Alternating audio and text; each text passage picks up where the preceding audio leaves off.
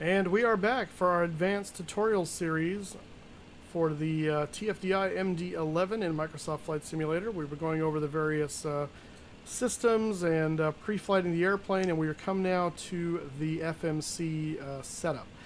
But before we dig into that, I am your host, Mustafa. I stream over on Twitch about 3 times a week at twitch.tv/Mustafa. Would love for you to come by and be a part of those, and you can ask questions directly to me on there. If you do have questions for this series, you can leave them in the comments section below, but the best way is to join the real conversation over on Discord. Link to that is in the description below. I would also appreciate if you hit the like button and subscribe button on this video. It does help grow the channel. And you can also hit the bell for notifications for when I upload new content, which again, to be honest, is not that often here. Most of my work is done over on Twitch in the live stream universe. But I'm glad you're here. I hope this is helpful to you, and I hope you are one of those people that's going to be getting this airplane and really flying the heck out of it, because it's a good airplane. It's not quite as study level complete as some other aircraft out there. There are some systems that are still not functional on this aircraft. Whether they will be functional or not is a question for TFDi, but at the moment it is very in-depth enough to garner my interest. And if you're familiar with my stuff, I'm really a stickler for very what we call study level aircraft in this sim. So definitely floats enough of that bill. All right, let's go ahead and get into the FMC. That's why we're all here, to learn how to program this guy up. So from the previous video, the only thing we've done on the FMC so far is to enter our from and to, which is Ontario to Salt Lake City. And if you missed that, you do that by typing KONT, putting that slash in there, and then the IKO for the destination, which is KSLC, and ba-boom. And because we just did the same thing, it's not going to yell at us. If we try to put something different, I think it will like reset some things. So, but we're not doing that, so it's okay. All right. The next thing we want to do is add, basically we want to fill in where the boxes are. The only thing we don't need to really fill in is the alternate route. You can if you want, but I don't ever worry about that. So, but we are going to fill in the alternate though, and to do that I need to go over to my SimBrief thing and see what it gave me for the alternate airport, because I have no idea what it did there. This is, where am I? Oh, there we go. Helps to be on the right page, I guess. And if we look at our briefing preview, this is the thing here, and we can see our alternate is KRKS. I have no idea what that is. KRKS.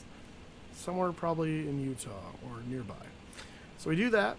Again, if you didn't initialize the IRS, it would say initialize IRS here. Make sure you click that. Our flight number today is UPS 683. Put the whole thing right there. Our cruise level that we got from our flight plan is flight level 330. So we just do that, 330, and we put that in there. And if you were going to step, I believe you could put them in there. I've never had to deal with that. I don't know if it'll take those correctly, but I'm guessing if you just separate them by the slash, it will take them. Don't worry about the temp wind thing. It'll deal with that on its own. And then your cost index is 80. Again, you're looking for the boxes. The only thing, and you notice it took the alternate route away when I put in the alternate there. So now everything is normal on this page, and we're good to go. What I don't know if I did was over here. I think I did the set fuel and payload in the last one. I thought I did. I'm going to do it again just to be safe. I think I already did it, but just to be safe. Then we go over here. If you see on the top here, you see this 1/3 with a little arrow. That means we're looking at page 1 of 3. So there's 3 pages to page through here. So we're going to go ahead and hit the next page over here, and we see the weight initialization. So all this is part of the initialization section, and so now we need to do the weight. So our zero fuel weight, if we look over here at our flight plan, we can see estimated zero fuel weight is 427,727, so 427.7. If this was 50 or above, I'd round this up to 8. But 427.7 is what we'll go with. 7.7, and we'll put that right there. Our block fuel, it shows 56.8. I believe that's what we're supposed to have, 56.8, yep. And you can actually see that right there, fuel 56.8. So we're just going to verify that is the right amount, 56.8. and put that there, and it will calculate our takeoff gross weight now based on our zero fuel plus our fuel. For the takeoff CG and the zero fuel weight CG, use the numbers it calculates here. Just put them in. I don't think you can click it. Oh, you can. Yes, you can. Never mind. So you just click those. If you want to just copy, 27.9 and put it in, you can do that too if that makes you feel better. This is one thing I'm going to kind of wait for the manual to really understand over here. It's given me some information here, but I'm going to put in the final reserve amount, which is 22.4. And I'm not going to worry about filling any of these that are in, because when I put in, like, route reserve says 5.0 or 0.9, there's no way that 0.9 is 5% of our total fuel. So I don't know exactly what's going on here with some of this, and you can't put anything in an alternate anyway. So I just do the final reserve, and it calculates the amount of time that gives us for that, and leave it there. All right, so that's all set in there. You can go to the next page, and this is the fuel initialization page. You don't need to do anything in here unless you're going to refuel or do something with ballast fuel. We're not doing any of that, so we just leave this page alone. Here's that fuel dipstick thing. I guess you can probably check and see. Oh, that's cool. What happens if I don't know what you do with this, though. I guess we're going to have to get the manual to see what we do here, but that's cool. You can kind of simulate testing the tanks with the dipsticks, apparently.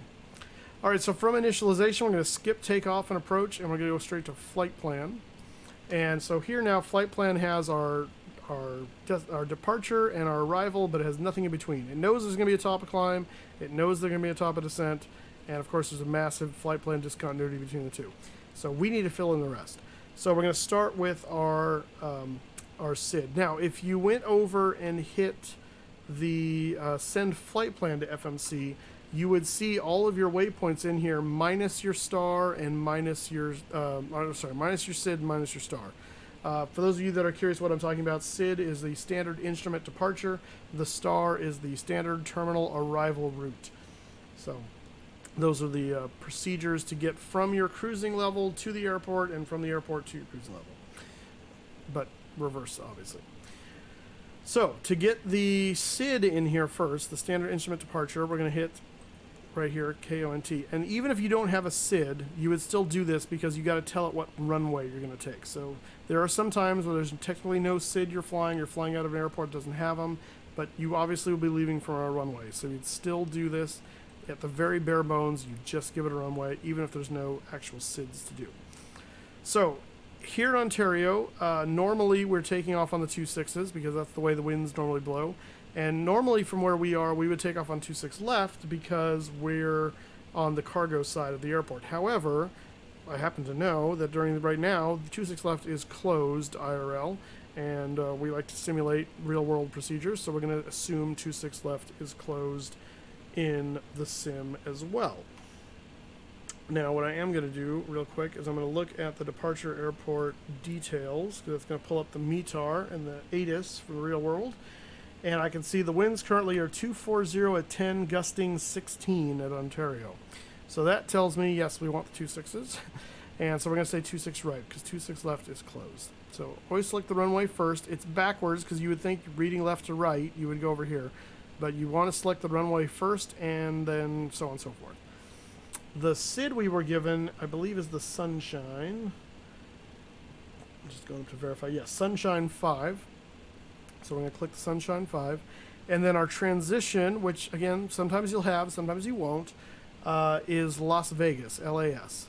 And so the way the screen works here, when you don't have another page, you have stuff like below it. You think of it as like moving paper through a typewriter. So you're going to move the page up to see down. You're not going to go down. You're moving the page up to see the stuff below. It's kind of counterintuitive sometimes, but so if we do that, you see we're scrolling this up, and therefore we can see what's below it.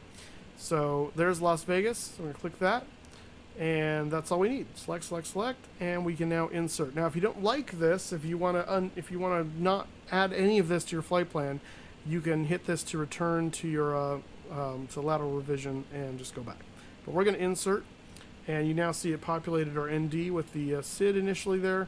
And we now see we have all the points there. Dink, Palm, Sunshine, Broke, and Levy, Xbox, and Navy, Blazon, and Las Vegas. And that's where it stops because that's as far as we've told it. It doesn't have anything beyond that.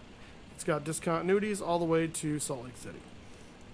So now we need to add the rest of our flight plan in. So the first waypoint, though, is not actually a waypoint after Las Vegas. It's an airway, Q70, or Quebec 70. So to add an airway, we're going to click on Las Vegas here. The line selected, as they say. And we're going to say airways. We want an airway. We're going to click airways. And via is the airway. We're going to go from Las Vegas via Q70 to whatever the next point is. So Q70 we're going to put in there. And then the 2 is blip, B-L-I-P-P, Bravo, Lima, India, Papa Papa. And we're going to say 2. Now, if we have another airway, which we do, we can just keep going. We don't have to insert that back out, click on blip, the whole thing. We can just keep listing them until we run out of airways. So we do have another one now. It's Q842. So 842 is the next airway. And the next destination for that is Winnin, Whiskey, India, November, Echo, November. Whiskey, India, November, Echo, November. And we stick that right there. Now the next waypoint is a direct to Milford, VOR, MLF. And so I can't put, because I don't have a via here, it's a direct. So now we're going to insert this as it is. Insert that. And now see we have the waypoints that may be between those. Sometimes there will be, sometimes there won't be. But it ends at Winnin, and we need to put in Milford, MLF. MLF, and that's going to go right there. Don't worry about where the TD is. It'll move out of the way and adjust accordingly based on the flight plan, and it'll recalculate that once it's all done. So just put it below the next waypoint, whatever that is. All right, from Milford, we can do this two ways now. We could click on Salt Lake City to get the star. We can also get the star off of Milford because that is our transition point. So we're going to click Milford in this case. I'm going to hit star. You can do it the other way. I think doing it the other way sometimes will have a greater likelihood of causing a discontinuity, though, if that is, in fact, the actual transition point, because it'll see 2 of them in there. So your best bet, if it is the transition point, is just to use it. So in this case, we're doing the Delta 6. Now, before we do that, though, we need to pick a runway. And so then the runway can change. Don't be afraid about picking a runway and being wrong, because you can change this in flight. This is just... By setting it now, you're giving the computer better predictions of overall length of route and descent timing and all that stuff. Some people like to wait until they're getting ready to top a descent to fix all this because they'll know better, but I'm of the mind that says I'm going to do my due diligence now, and then there's a chance I change it. If you don't do it now, you have to do it in the air. You may not have to do it in the air if you do it now if you did it right. So, whatever you want to do. So I'm going to go look at the arrival airport as it stands now. Obviously, winds can change, so this may not be what it is later. But in the real world, right now, Salt Lake City is showing 310 at 9 knots. And they're saying that they are... Oh, runway 34 left is closed. Interesting. So they are... looks like they're using RNAV runway 34 right and an LDA DME for runway 35 or visual approaches in use. So you can do a visual to 34 right, 35, or the runway, the RNAV 34 right. So interesting. And 34 left is closed. Now we can choose to ignore that, or we can actually change it to that in the real world. But we're going to play by the rules. So we're going to say 34 right is what we want. We want the RNAV. So these are ILSs, and it may be because the ILS is not working at the moment. I'm not sure why they're only using the RNAV. A lot of times they'll say RNAV or ILS. I'd have to read through all the NOTAMs, and I don't want to do that. So I'm going to go ahead and find the RNAV 34 right and click that right there. All right, RNAV 34 right. Now, it gave us some homework we're going to have to do here, so we'll deal with that in a second. But we're doing the Delta 6. Click that there, and it's the Milford transition. So we're going to have that. All right, so that's all set in here now. What we do need to do... Yeah, that's all fine. So minimum profile for the RNAV, I believe, if I'm understanding this right, it wants us to look at the chart and decide how low the aircraft autopilot is going to allow us to go before we take manual control. Because remember, an RNAV is a precision approach, but it is not as high a precision approach as an ILS. So you can't go down as low on RNAV as you can, which again, this time of year in Salt Lake City, there's probably visibility for days, so it doesn't matter. But that is something to take into consideration. So I'm going to open up the chart here real fast. And I am going to look at Salt Lake City's approach for the RNAV 34 right. Oops, nope, don't do that. And I'll bring this over here so you guys can see it, so you can understand what my logic is. So this is the approach plate for 34 right. And as you can see, we come down here, the minimums for the LNAV VNAV, which is basically the RNAV, is 4735. So I'm going to use that as my bottom end there, 4735. So we're going to move that back out of the way. We'll say 4735, and we're going to put that right there.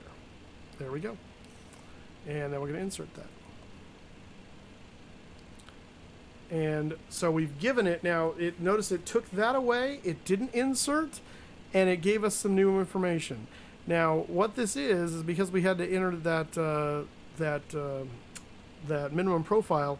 It didn't have room to display the transitions from the star to the approach. So now we need to look at that. So I'm going to bring this chart back over here. I'm going to look at, well, first of all, what my options are. We've got Bloopy, Bogey, FFU, and Plage, and I don't know if there's anything else. No, just those four. So just those four.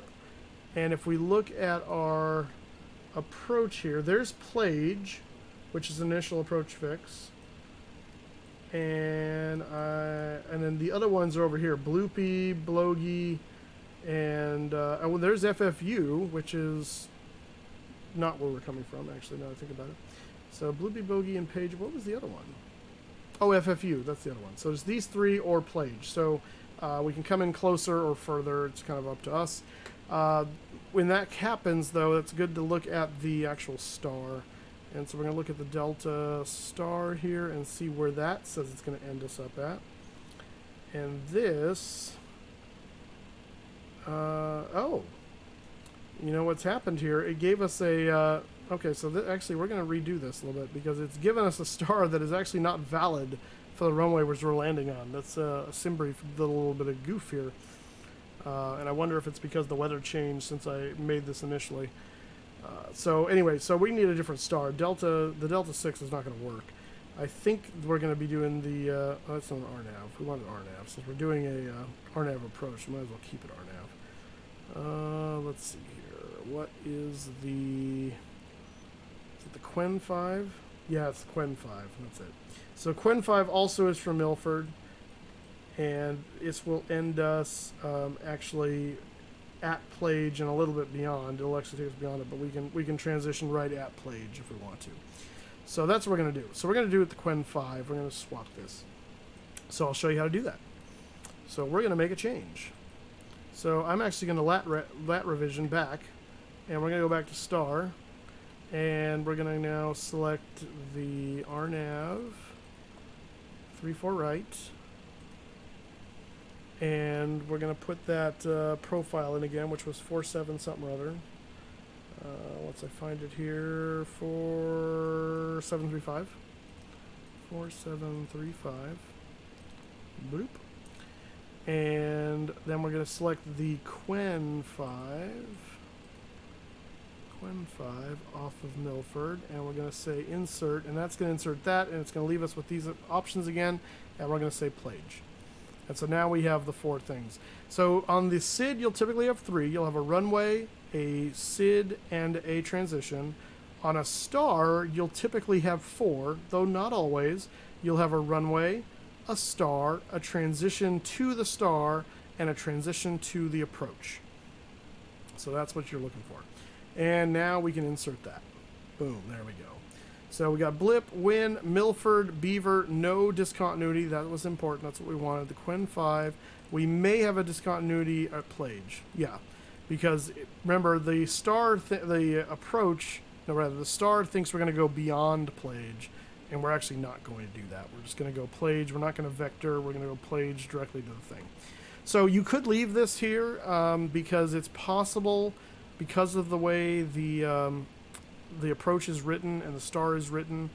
If you've got ATC online, you really probably should leave this, but you need to remember to remove it once you get the appropriate clearance from the controller. We're not flying online today, so I'm going to remove it now, and I'll show you how to do that. We just hit clear on the vector, and then we clear the discontinuity. And now it's Plage to algae. And you can now look back at the chart, and we can verify that after Plage we go to algae. So that's correctly synced up now, all the way down to the runway. So that's correct. All right. So that is our route in there, and you can now see it's added our estimated altitudes, and all that is done. Now, what you want to do with this aircraft, and hopefully they have fixed it, but I don't know if they have. I'm not going to trust it. I'm going to check. Is we're going to look at the SID and verify the speeds and altitude restrictions, because I know an earlier version of this, it was dealing with the altitudes, but it was not bringing in the speeds. So we're going to say, oops, we're going to search airports here. We're going to go to KONT, and we're going to look at the SID. We're going to look at the sunshine, and here is the sunshine. And so as you can see, as we take off here, we have an altitude restriction at Pomona below 8,000, and then we're going up here to Brook at or above 12,000. We have Livy at or above 14,000, and then we are going to Las Vegas. So we have Xbox at above 17, and then we're clear to go. Now, maintain at or below 250 knots unless otherwise directed by ATC. Now, we're not going to be on VATSIM today, but for the future, this is now a charts thing. What that does not say is maintain at or below 250 knots below 10,000 feet. It says maintain at or below 250 knots unless otherwise directed by ATC. So when you take off on this star, or on this SID rather, you are restricted to 250 knots even above 10,000 feet until the controller says speed delete the speed restriction, or maintain 280 knots, or whatever he'll say. Usually it's delete the speed restriction. And you might go, what speed restriction? And that means you didn't read that. So just be aware of that. That's your LAX has a very similar on the Lady J4. It's like 250 and below until otherwise directed. And that's caught up myself even and a number of other pilots who, once you pass 10,000, it's habit just to like hit the gas and go. And no, you are not allowed to do that. You've got to stay. As long as you're on this SID, you're restricted by that until they clear you otherwise. So your top altitude on this is also flight level 230. So at this point, I would set that in our altitude window. So, but I want to make sure these are in here. So 8,000, 8,000, 12,000, 14,000, and really 250 until technically we hit Las Vegas, and then we can delete it whenever they tell us to. So what we're going to do is we're going to look at this. And we do see 250 at Dink, but that's still showing us below 10,000, so that it would do that anyway. But then see the little ditto marks there, so 250, 250, 250. But look at that, 250, 10,500. So that's good. Let's see when it speeds us up. Now see, it speeds us up at Broku, and that technically is incorrect according to the chart. Now in reality, they might speed us up, but I don't know that. So I'm going to say 250, and I'm going to put that back in there. So it adds that in there.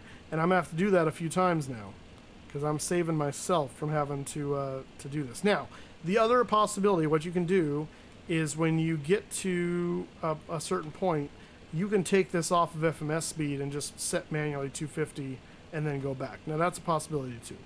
So I'm gonna go leave it to Livy. And then by then, I'm pretty confident they'll probably give us back. But if they haven't, I need to tell myself that I need to go into manual speed mode and get off of FMS speed, or I'm going to get in trouble if they haven't done that. So something to be aware of. But that's how you can change the speed restriction there. So that looks good though. I'm seeing all the altitude restrictions. We got the below 8,000 at Pomona. We got the 12,000 or above at BroQ. We've got the 14,000 or above at Livy, 17,000 or above at Xbox. And after that, it's just all the way up to flight level. So that's all good. We can also, this is something I would check in the cruise usually because that gives us something to do, but I can check them now and make sure our star on the other end is also set up correctly. And so you can see we probably have a speed, I'm not sure why this is putting it in this here, this at UNITA. Let's go look at the airports here. Go back to Salt Lake City, star, Quinn 5. So yeah, we don't have any restrictions until Frenzy. Now this is another one that will trip people up. This is not a restriction. This is an expected restriction, but it's not part of the star. This is just what they'll probably do. So if you're going to fly online and you want the predictions to be better, it's good to put this in as a restriction and just treat it as that. And then if they give it to you, you're already expecting it. So Frenzy at 15,000, and then Quinn at 11, Camp at 11, and we do not have any speed restrictions, it looks like. So we don't have to worry about speed restrictions, but we do have that. So 15, 11 at Quinn, and 11 at Camp.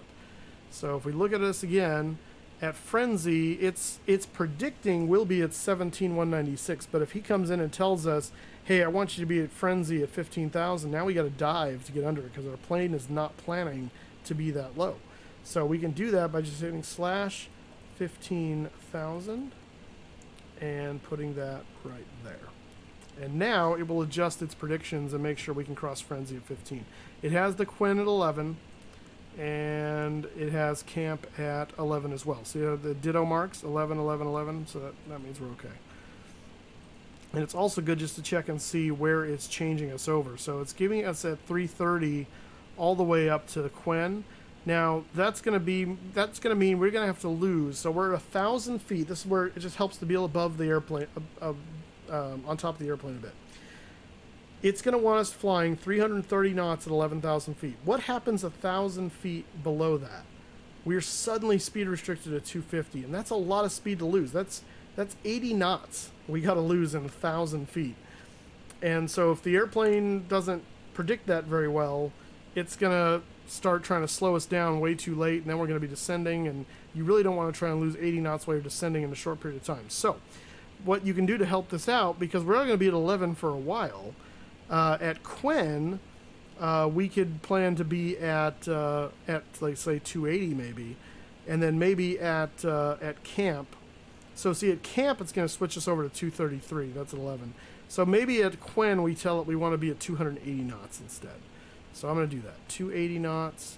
Put the slash in front of it so it doesn't change that. And we're going to add our own restriction of 280 at Quinn. That'll help the aircraft kind of control its speed a little bit better. So, and again, this is all stuff we could do in the cruise too, but we might as well do it now. Let's see. Then we have, this is interesting, we have a 233 at Camp, but then it's trying to put us back to 280 at Plage. So I don't know why it's doing this, because that is not anywhere on anything, right? Plage. If we go to the approach, there's generally not any restrictions on the approach. Yeah, there's no reason to be 280, so I don't know where it's getting that from. That's strange. So I'm going to call that 230 as I'll just put 233. I'll just match it. So we'll do 233. We're going to adjust that. Yeah, because that's weird. The aircraft would find itself speeding up right there trying to do that. So again, sometimes you want to paw through this and just make sure it all makes sense. We're getting slower, getting slower, getting slower all the way down the runway, and that's all good. Perfect. All the way down. So the route looks good. The flight plan is all set up. And at this point now, you would go back over to takeoff and approach, and we would set up our takeoff data. So to get this, we're going to use the performance calculator. Now you can use the one built into the plane, which I always say use the ones built into the aircraft over the ones built that are like within SimBrief.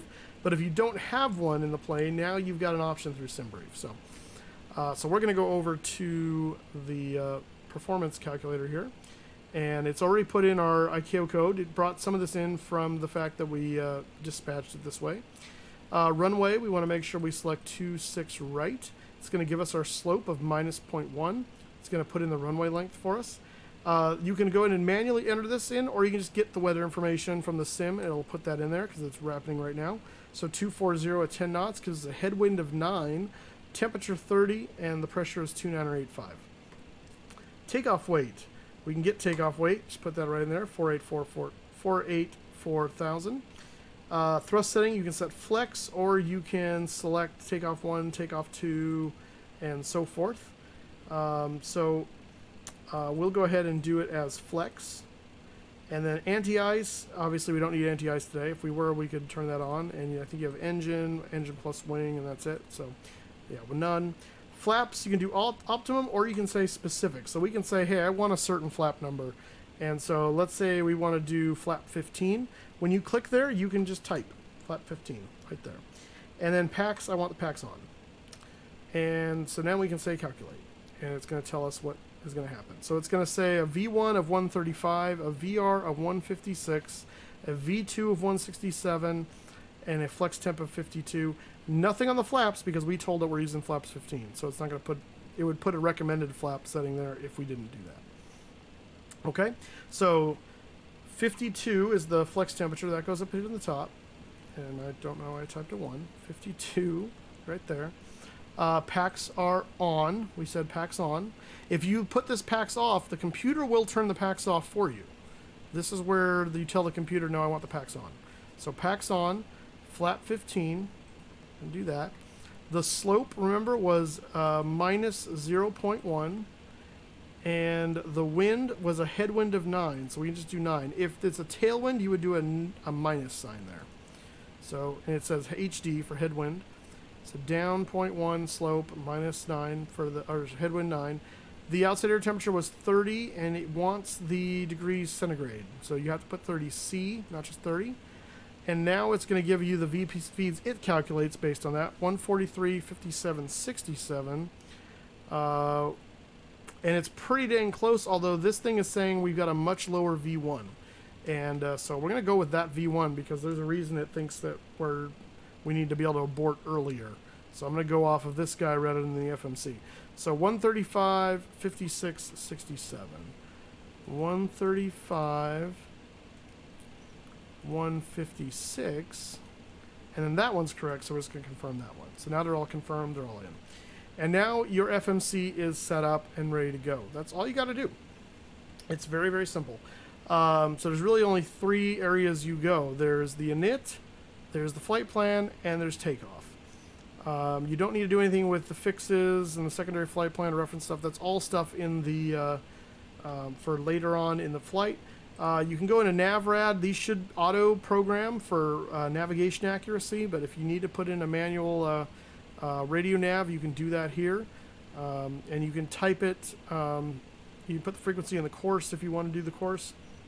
It's just using these as a FMS accuracy gauge. ADFs go right there. The ILS frequency and course.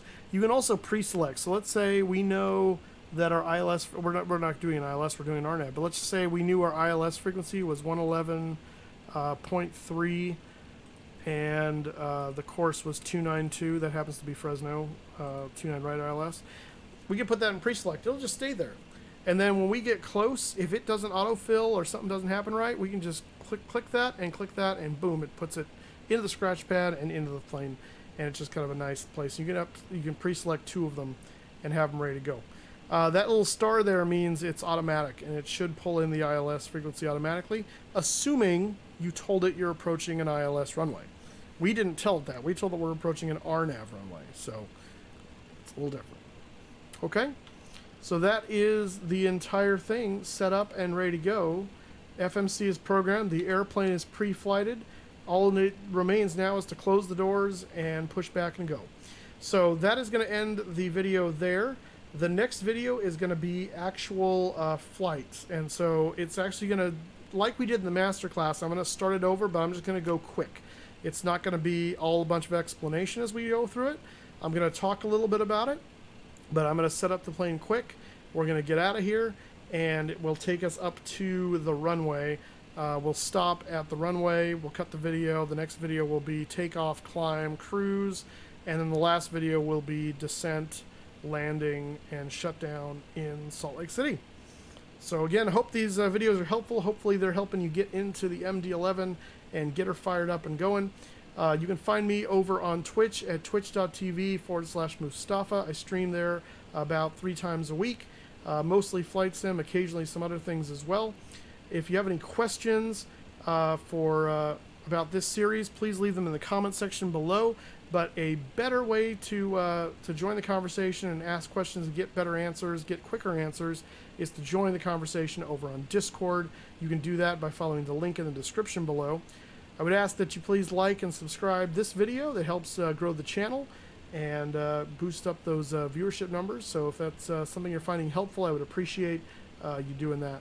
And we will see you on the next one for our final 3 videos of the actual operating and flying the aircraft from Ontario to Salt Lake City. We'll see you there.